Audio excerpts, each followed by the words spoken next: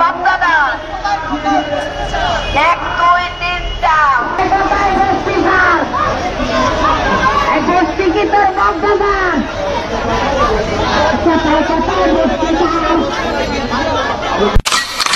বিসমিল্লাহির রহমানির রহিম। সম্মানিত দেশবাসী, আসসালামু আলাইকুম ওয়া রাহমাতুল্লাহি ওয়া বারাকাতুহু। আমি আপনাদের সম্মুখে এসেছি একটি বিশেষ আবেদন নিয়ে। আমি আলহাজ মোহাম্মদ আব্দুর রহিম। আমি শহীদ মুক্তিযোদ্ধা পরিবারের সন্তান। আমার বাবা এই বাংলাদেশকে স্বাধীন করতে নিজের জীবন উৎসর্গ করেছিলেন মুক্তিযুদ্ধে। আমার দুই মামাও যুদ্ধে শহীদ হয়েছিলেন। আমরা শহীদ পরিবার। আপনারা যারা আমাকে জানেন বা চিনেন, আপনারা জানেন যে আমি বাংলাদেশের বস্তি পুনর্বাসনের জন্য আমি 1997 সাল থেকে একটি বিশেষ পরিকল্পনা নিয়ে সরকারকে আবেদন জানিয়েছিলাম যে সরকারি টাকা ছাড়া কিভাবে বাংলাদেশের বস্তি পুনর্বাসন করা সম্ভব হয়। এই বিষয়টি নিয়ে আমরা একটা পাইলট প্রজেক্ট হিসাবে সরকার এবং আমার প্রতিষ্ঠান নর্থ সাউথ প্রপার্টি বাসানটেক পুনর্বাসন প্রকল্পটি মিরপুর 14 নম্বরে বাস্তবায়ন কাজ আমরা 2003 সাল থেকে শুরু করি। এরপর থেকে 2010 সাল পর্যন্ত নানান চড়াই উতরাই পেরিয়ে লড়াই সংগ্রাম করে আজকের যে ভাসানটেক প্রকল্পটি দেখতেছেন সেটা আমরা সরকারি বিনিয়োগ ছাড়া, নগদ অর্থ ছাড়া, ব্যাংকের লোন ছাড়া আমরা এবং বস্তিবাসীরা মিলে এই প্রকল্পকে দাঁড় করিয়েছি। অর্থাৎ আমাদের যে কনসেপ্টটি ছিল যেটা সম্ভব, সেটা কিন্তু আমরা সম্ভব করে দেখিয়েছি। এখন প্রশ্ন হচ্ছে 2010 সালে আমাদের তৎকালীন সরকার ফ্যাসিস্ট হাসিনা তিনি আমাদের বাস্তবায়ন চুক্তিপত্রটি একতরফাভাবে বাতিল করেন নানা মিথ্যা অভিযোগ দিয়ে। আপনারা জানেন যে এই প্রকল্পে সরকারের কোনো নগদ বিনিয়োগ নেই। আপনারা এও জানেন যে ব্যাংকেরও এখানে কোনো লোন বা বিনিয়োগ নেই। স্বাভাবিকভাবে এখানে দুর্নীতির সুযোগটা কমে যায়। তারপরেও যদি কোনো দুর্নীতি থাকে সেটা সরকার বিচার করবেন, দেশের প্রচলিত আইনে বিচার হবে। কিন্তু এই চুক্তিপত্রটি বাস্তবায়ন করার যে চুক্তিপত্রটি বাতিল করা হলো একতরফাভাবে, সেটা কোনোভাবেই গ্রহণযোগ্য নয়। যার পরিপ্রেক্ষিতে আজকে প্রায় 15 বছর যাবৎ এই মানুষগুলো স্বপ্ন দেখেছে বাংলাদেশে বস্তি পুনর্বাসনের মাধ্যমে এই দেশটাকে স্বাধীনতার যে মূল স্বপ্ন সেটা বাস্তবায়ন করা সম্ভব। এই স্বপ্নকে ভেঙে দেওয়া হয়েছে সরকারের পক্ষ থেকে। আজকে ফ্যাসিস্ট হাসিনা বিদায় নিয়েছেন, কিন্তু আমাদের সরকার তো একটা আছে। সেই সরকার 1 বছর যাবৎ আমরা সরকারকে এই বিষয়টি অবগত করেছি। সরকার এই ব্যাপারে যথাযথ ব্যবস্থা নেবেন বলে 4টি মন্ত্রণালয়কে অবহিত করার পরেও পরবর্তীতে সরকার ঘুমিয়ে পড়েছেন। আমরা আবেদন নিবেদন চালিয়ে যাচ্ছি, এমনকি আমরা রাজপথে আন্দোলন সংগ্রাম করছি আজকে দীর্ঘ 3 মাস যাবৎ। এবং আমরা এই সংগ্রাম পরিচালনা করতে গিয়ে সচিবালয়ে ঘেরাও কর্মসূচি করতে হয়েছে। বিভিন্ন রকম কর্মসূচি দিয়ে আমরা কিন্তু আন্দোলন সংগ্রামটা চালিয়ে আসছি। সরকারের পক্ষ থেকে মাঝে মধ্যে আমাদের সাথে বৈঠক করা হয়েছে, আমরা করে দিচ্ছি, হয়ে যাচ্ছে, হবে, কিন্তু বাস্তবে অগ্রগতি নেই। আমাদের এই অবস্থায় সারা দেশ থেকে আমাদের পাশে এসে গরিব দুঃখী মানুষরা, বিভিন্ন শ্রেণীর মানুষরা আমাদেরকে সাহায্য করতে এগিয়ে আসছেন। তারা আমাদের পক্ষ নিয়ে লড়াই করছেন। আপনারা রাজপথে দেখেছেন, মিডিয়াগুলো বাংলাদেশের মোটামুটি তারা এই বিষয়গুলো ফলাওভাবে প্রকাশও করছেন। তারপরেও সরকার বাহাদুরের এই ক্ষেত্রে তার কোনো নজর নেই। যার পরিপ্রেক্ষিতে আজকে বস্তি পুনর্বাসনের একটি সম্ভাবনা যেটা দেখা দিয়েছিল সেটা আমরা কিন্তু বাস্তবায়ন করতে ব্যর্থ হচ্ছি। শুধুমাত্র সরকারের অনীহার কারণ। সেটা হচ্ছে স্বাধীনতার পরপর বিজয় সরণির কলমিলতা বাজার, এই বাজারের সম্পত্তির বর্তমান মালিক আমি। পূর্বে আমার বাবা এই সম্পত্তির মালিক ছিলেন। স্বাধীনতার পরপরই এই সম্পত্তিটি আওয়ামী লীগের নেতৃবৃন্দরা অবৈধভাবে জবরদখল করেন। তার পরবর্তীতে এইটা ডিসি ঢাকার পক্ষে সিও রেভিনিউ এই অবৈধভাবে এই সম্পত্তিটা তারা জবরদখল করেন। শুরু হলো জবরদখলের এক নাটক। সেই নাটককে আইনি প্রক্রিয়ার মাধ্যমে আমাকে 53 বছর সময় লেগেছে। সকল আদালত থেকে আমি বিজয়ী হয়েছি। এই সম্পত্তিটি আমাকে ক্ষতিপূরণ দেওয়ার জন্য 2 মাসের মধ্যে আদালত নির্দেশ দিয়েছেন সরকারকে। আমার মালিকানা সেখানে প্রতিষ্ঠিত হয়েছেন, কিন্তু সরকার আমাকে ক্ষতিপূরণ দিচ্ছেন না। আজকে যখন ক্ষতিপূরণ দেওয়াকে কেন্দ্র করে আমাদের বাংলাদেশের আপামর জনগণ আমার পাশে এসে দাঁড়িয়েছেন, আপনাদের আন্দোলনের কারণে সরকার বাধ্য হয়ে আমাদেরকে বলতেছেন যে এখন আমরা আপনাকে ক্ষতিপূরণ দেব। আজ থেকে প্রায় 1 মাস আগে আন্দোলন চলাকালীন সময় সরকার আমাদেরকে এই সম্পত্তি অ্যাকোয়ার করার জন্য এই প্রথম তারা একটি এলআই কেসের মাধ্যমে আমাকে চিঠি দেন। চিঠির মাধ্যমে আমরা জানতে পারি যে সরকার চাচ্ছেন 1982 সালের 2 নং অর্ডিন্যান্স অনুসারে যে আইনটি এখন বলবৎ নেই, সেই আইনে আমাকে ক্ষতিপূরণ দিতে চাচ্ছেন।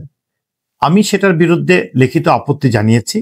আমি বলতে চাই, যে আইনটি বিদ্যমান নেই কিংবা যে আইনটি বাতিল হয়ে গেছে, সেই আইনে কেন বর্তমানে যে আইনটি বিদ্যমান আছে ভূমি হুকুম দখলের ক্ষেত্রে, সেই আইনটি হচ্ছে 2017 সালের ক্ষতিপূরণ আইন।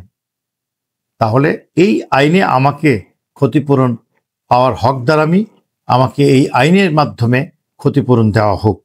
সেই সঙ্গে আমি সরকারের কাছে 8,000 কোটি টাকা এই 54 বছরে কিভাবে পাওনা হয়েছি সেটার বিস্তারিত লিখিত আমি কিন্তু সরকারকে দিয়েছি। সরকার চাচ্ছেন আমাকে কোনো রকম অল্প টাকা দিয়ে বিদায় করতে চাচ্ছেন। এখানে আপনাদের আমি দৃষ্টি আকর্ষণ করে বলবো, আমার অপরাধটা কোথায়? আপনার সরকার আমার কাছ থেকে অবৈধভাবে সম্পত্তিটা জোর দখল করে রাখলেন, আমি আদালতের মাধ্যমে ফয়সালা নিয়ে আসলাম এবং সেই সঙ্গে আমার মালিকানা প্রতিষ্ঠা করলাম। সেই সঙ্গে সরকার আমাকে ক্ষতিপূরণ দিতে চাচ্ছেন। এখন অন্য 10টা সম্পত্তি যেভাবে সরকার অ্যাকোয়ার করে, আমার বেলায় কেন বৈষম্য করবে? কেন আমার বেলায় বৈষম্য করবে? যেখানে আমি শহীদ পরিবার, যেই পরিবারের কাছ থেকে এই সম্পদটা ছিনিয়ে নিল সরকার নিজেই, সেই সরকার উদারভাবে আমাকে ক্ষতিপূরণ দিতে তার কেন এত কার্পণ্য কেন? এই কেনর জবাব চাওয়ার জন্য আমার পাশে যখন আমার বাংলাদেশের আপামর খেটে খাওয়া মানুষ থেকে শুরু করে আপনাদের মধ্যে অনেকেই আমাকে যখন সাহায্য করছে, তখন সরকার বি টিম তৈরি করে তারা করছেন কি, আমার বিরুদ্ধে মিথ্যাচার করার চেষ্টা করছেন। তাই আমি বলবো, আপনাদের সহযোগিতা দরকার। আপনারা আমার পাশে আসেন। এরকম একটি অন্যায় কাজ সরকার যেখানে করে, সেখানে যদি আমরা প্রতিবাদ না করি, আমরা যদি ঐক্যবদ্ধ না থাকি, তাহলে আগামী দিনে আমাদের দেশ থেকে বস্তি পুনর্বাসন হবে না। আমাদের দেশের মানুষ তার নিজের কোনো অধিকার ফিরে পাবে না, অধিকার নিয়ে কেউ কথা বলার সাহস পাবেন না। অথচ আমরা যদি ঐক্যবদ্ধ হই, আমরা যদি পাশে থাকি একে অপরের, আমরা কিন্তু বাংলাদেশটাকে সোনার বাংলা বানানো সম্ভব। রাজনৈতিকভাবে এই দেশের যারা রাজনীতির সাথে সম্পৃক্ত, তারা ইতিমধ্যে প্রমাণ করেছেন তারা কথা দিয়ে কথা রাখেন না। আমাদের প্রশ্ন হচ্ছে, আপনি, আমি, আমরা জনতা, আমরা যদি ঐক্যবদ্ধ হই, আমরা যদি আমাদের ন্যায্য অধিকারগুলো পাওয়ার জন্য যদি একে অপরের পাশে দাঁড়াই, তাহলে আর কোনো বস্তিতে আগুন লাগবে না, আর কোনো বস্তিবাসীকে হয়রানির শিকার হতে হবে না। তাদের জীবন হবে সুন্দর, আনন্দময় এবং তারা ধীরে ধীরে দাঁড়িয়ে যাবেন তাদের সংসার এবং তাদের সন্তান, তাদের পরিবারকে নিয়ে তারা সুখে শান্তিতে থাকতে পারবেন। তাই আমি মনে করি, আপনারা আমার পাশে থাকুন। আপনাদেরকে নিয়ে আমরা বাংলাদেশটাকে সুন্দরভাবে গড়তে চাই। অরাজনৈতিকভাবে এই কাজ করা সম্ভব, তবে রাজনৈতিক শক্তি আমাদের পাশে থাকতে হবে, তাদের সহযোগিতা লাগবে। আপনারা জানেন, গত 9ই আগস্ট থেকে আমরা লাগাতার জাতীয় প্রেস ক্লাব প্রাঙ্গণে অবস্থান কর্মসূচি করি। এই অবস্থান কর্মসূচির মাধ্যমে আমরা কিন্তু সচিবালয় ঘেরাও, জাতীয় শহীদ মিনারে শপথ গ্রহণ, প্রধান উপদেষ্টার কার্যালয়ে স্মারকলিপি প্রদান, এমনকি বিভিন্ন রকম আন্দোলন সংগ্রাম সহ হরতাল পর্যন্ত আমরা পালন করেছি। এই আন্দোলন সংগ্রামে যারা আমার পাশে আছেন এবং থাকবেন, তাদের জন্য আমি 50 কোটি টাকার একটি তহবিল গঠন করেছি। সেই তহবিল থেকে সুদমুক্ত ঋণ হিসাবে এই মানুষগুলোকে আত্মকর্মসংস্থানের জন্য আমরা ঋণ দেব এবং ঋণ যার যার যোগ্যতা অনুযায়ী, তার কর্ম অনুযায়ী তাকে এই ঋণের পরিমাণটা নির্ধারিত থাকবে। তাছাড়া আন্দোলন সংগ্রাম করতে এসে আপনারা যদি কখনো আহত হন কিংবা পুলিশি নির্যাতনের কারণে আপনাদেরকে কারাবরণ করতে হয়, আপনাদের আইনি সহায়তা সহ চিকিৎসার যাবতীয় ব্যয় আমাদের সংগঠন বহন করবেন। আমরা মনে করি আপনারা আমাদের পাশে থাকুন, আপনাদের বিপদেও আমরা আপনাদের পাশে থাকব। আমরা গত 3 নভেম্বর এক সংবাদ সম্মেলনের মাধ্যমে সরকারকে আমরা জানিয়ে দিয়েছি যে আমাদের এই 2 দফা দাবি আপনাকে অবশ্যই 12 তারিখের পূর্বে মেনে নিতে হবে। যদি আপনি মেনে না নেন, আমরা 12 তারিখে একটি সমাবেশ করব জাতীয় প্রেস ক্লাব প্রাঙ্গণে সকাল 11টায়। আর সেই সমাবেশের মাধ্যমে আমরা পরবর্তী আন্দোলন সংগ্রামের ঘোষণা প্রদান করব। আপনাদেরকে এই 12 তারিখের সমাবেশে উপস্থিত থাকার জন্য সবিনয় আবেদন করছি, নিবেদন করছি। আপনারা আমাদের পাশে থাকুন, দলে দলে যোগদান করুন এবং সকল দল, মত, ধর্ম নির্বিশেষে সবাই আমাদের পাশে থাকুন। 12 নভেম্বর সকাল 11টার সমাবেশ সংক্রান্তে যে কোনো বিষয়ে ভিডিওর ডেসক্রিপশনে দেওয়া নাম্বারে যে কোনো সময় কল অথবা হোয়াটসঅ্যাপ করতে পারেন। আপনাদের সেবায় আমাদের টিম সদা প্রস্তুত রয়েছেন। আপনারা যারা ফেসবুক থেকে দেখছেন তারা লাইক এবং ফলো দিয়ে রাখবেন প্লিজ, পরবর্তী আন্দোলন সংগ্রামের বিষয়ে আপডেট পেতে। তাছাড়া যারা ইউটিউবে ভিডিওটি দেখছেন তারা চ্যানেলটিকে সাবস্ক্রাইব করে রাখবেন পরবর্তী ভিডিও পেতে। পরিশেষে আবারও আপনাদেরকে ধন্যবাদ জানাচ্ছি ধৈর্য সহকারে আমার এই ভিডিওটি দেখার জন্য। আগামী 12 তারিখে সকাল 11টায় আপনাদেরকে আমরা জাতীয় প্রেস ক্লাবের প্রাঙ্গণে চাচ্ছি। আশা করি আপনারা সবাই উপস্থিত হবেন, ন্যায়ের পক্ষে থাকবেন। আসুন আমরা একটি সুন্দর দেশ গড়ার জন্য সবাই দেশ ও জনগণের স্বার্থে ঐক্যবদ্ধ হই। আপনারা সবাই ভালো থাকুন, সুন্দর থাকুন, নিরাপদে থাকুন। আসসালামু আলাইকুম ওয়া রাহমাতুল্লাহি ওয়া বারাকাতুহু।